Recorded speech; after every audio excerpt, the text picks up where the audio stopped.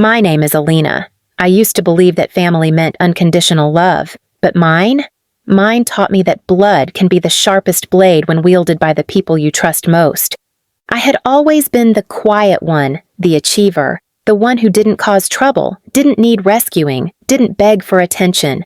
I built my life brick by brick, working 14-hour days to build a branding company from the ground up. I'd never asked for a dime from my parents. In fact, I was the one who helped them when bills piled up or when my dad's small real estate venture hit a rough patch. I never asked to be the favorite. I just wanted to be included.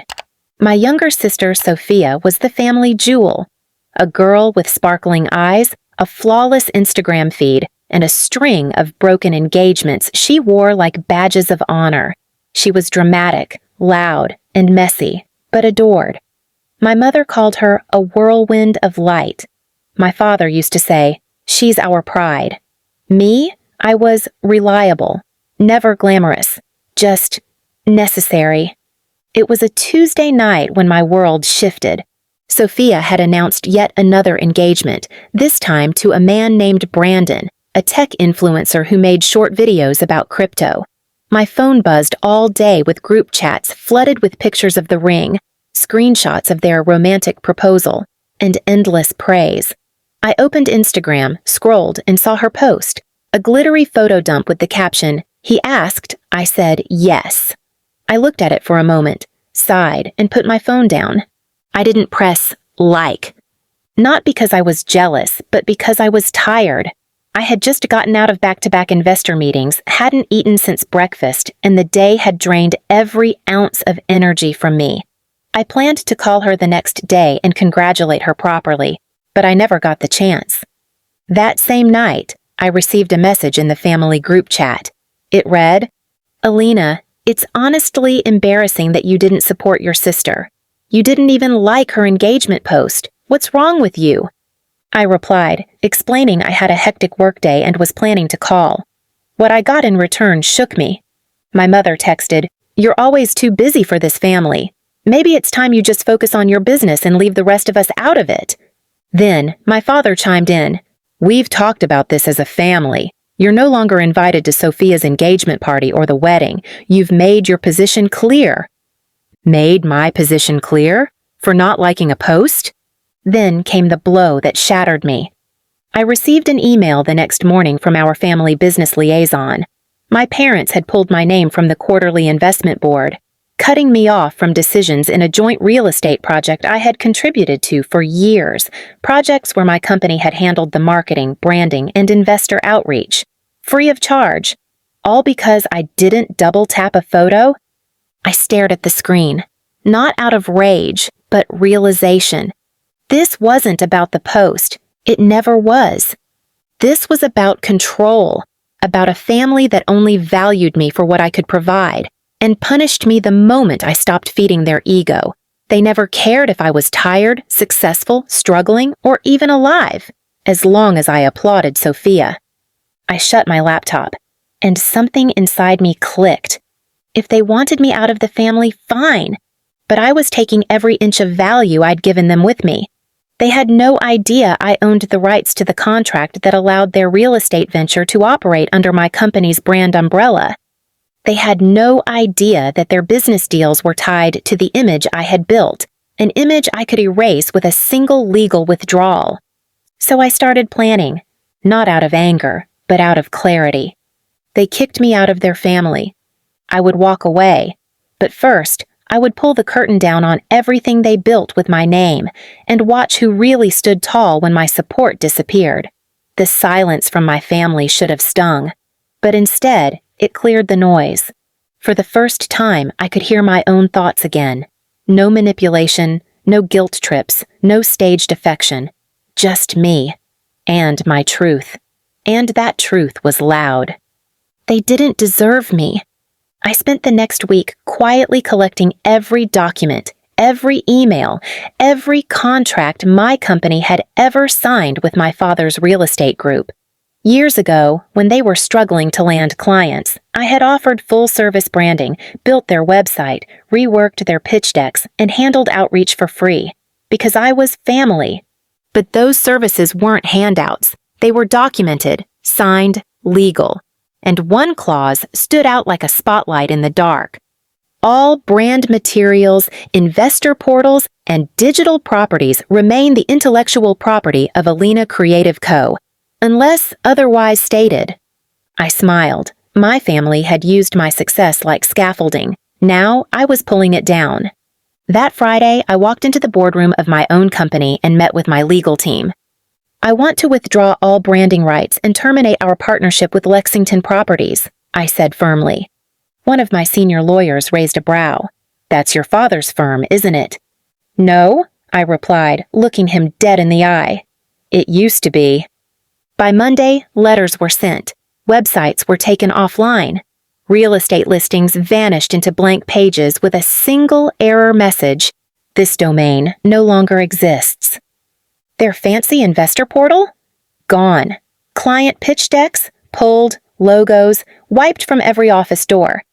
And to twist the knife just slightly more, I didn't call them. I didn't warn them. I didn't scream, fight, or throw a tantrum like Sophia often did. I simply vanished their business from every space I had helped build. The fallout came fast. My dad called my office 5 times in 2 hours. I didn't pick up. Then the emails started, from his partners, clients, even longtime investors. What's happening? Why is everything offline? We need answers. Then came the panic.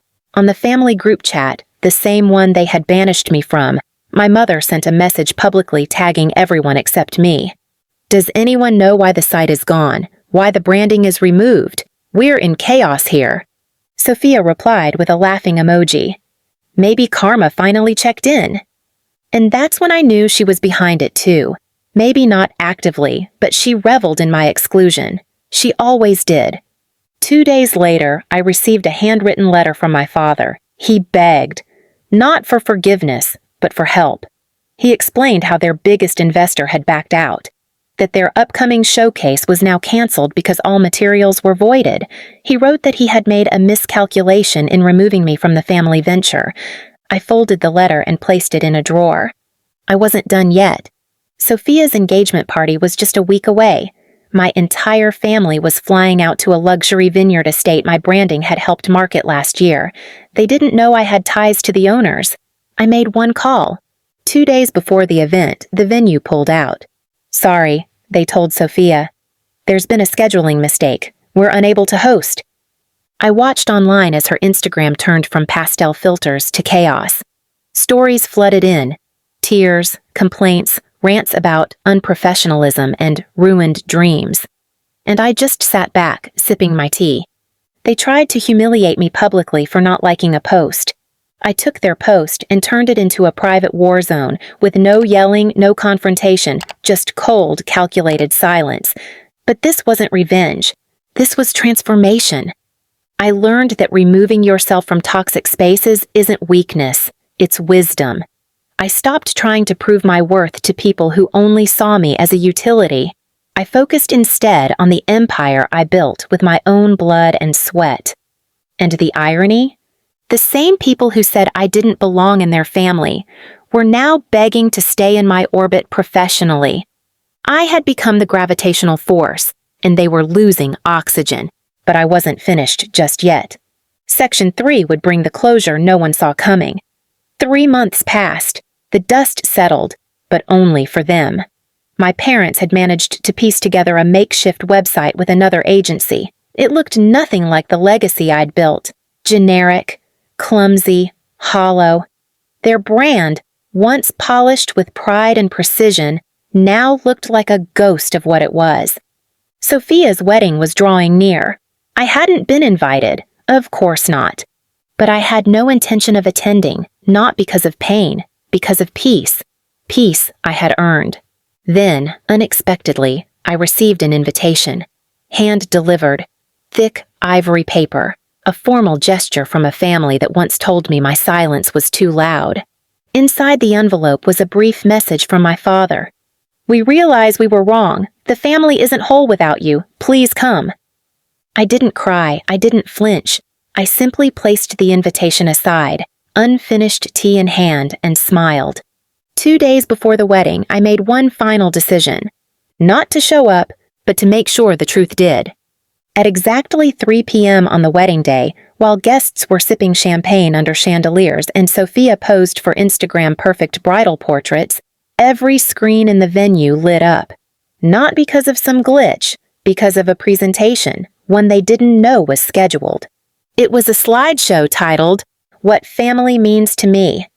A curated reel of moments over the past year, my parents deleting my contact, Sophia mocking me on social media, group photos I was cropped out of, and receipts from the branding I had provided and revoked. Then, a final slide. I didn't unfollow family, I just stopped following pain. The room went quiet. According to someone in the crowd who messaged me later, Sophia dropped her champagne glass. My father looked like he'd seen a ghost. My mother burst into tears, but not the kind that make anyone feel sorry, the kind that finally taste consequence. But I wasn't there to witness any of it. Instead, I was seated at a quiet seaside cafe with a close circle of real friends, celebrating the launch of my new women-led investment incubator, a project built to uplift young women like me who had been dismissed, sidelined, and erased by the people they called family. That day, the press published a feature story titled, "From Family Outcast to Industry Powerhouse, How One Woman Rewrote Her Legacy." And beneath it, a quote from my interview, "Forgiveness isn't always about letting them back in. Sometimes it's about letting yourself go free." Later that evening, I received one final message from my father. "You didn't have to go this far. You made your point." I didn't reply, because I had no point to make anymore. They taught me how cruel love could be. I taught them how powerful detachment is. My story didn't end with their validation. It began with my refusal to need it. As the sun dipped below the ocean and laughter echoed around my table, I realized something beautiful. They kicked me out thinking they'd destroyed me, but all they did was set me free to become unstoppable. And in the quiet of that final moment, I knew that was the loudest revenge of all. Not the collapse of their empire, but the rise of mine.